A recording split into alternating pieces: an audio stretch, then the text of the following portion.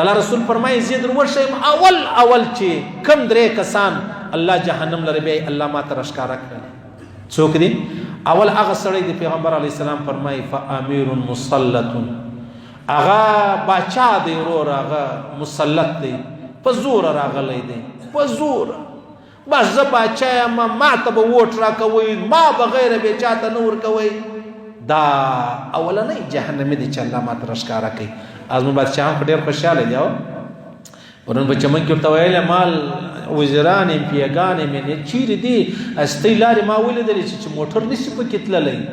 دا څنګه ژوند دی؟ هغه زموږ ملګری و د هغه خور بیماره شوله، بیا یې په ټکټر کې راواخیستله وړله یې هسپتال ته پر لارې باندې په دا ټکټر کې. نو کچه لارې دي کډیان دي بیا ټکټر دی.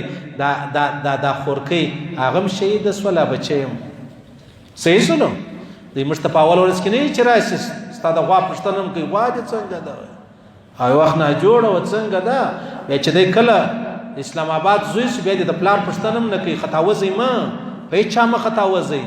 هغه د ځان غم اخته چې زما غم اخستې ژر ژر به یې ټک خلاص کړي، ژر ژر پاچا نیوکې، ژر ژر وروره ولاړ شي په پور ډوډۍ راوړی چې الله وزیر راغلی دی. وزیر ورسره ګورو بیا، وزیر ورسره ګورو بیا خوشحاله یاست.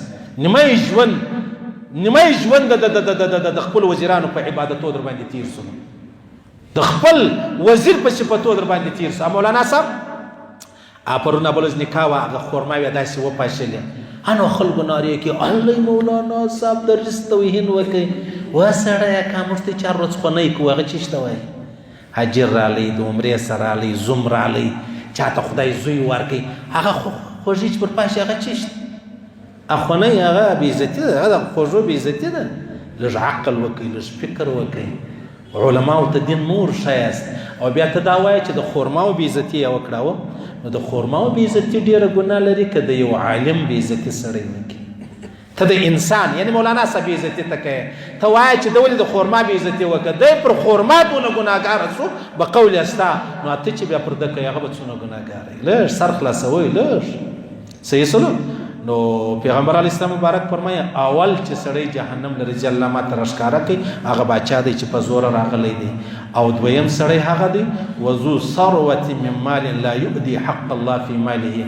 دویم هغه دی چې زکات نه ورکوي، چې زکات نه ورکوي د الله ماته راښکاره کوي دا به جهنم لري ځي.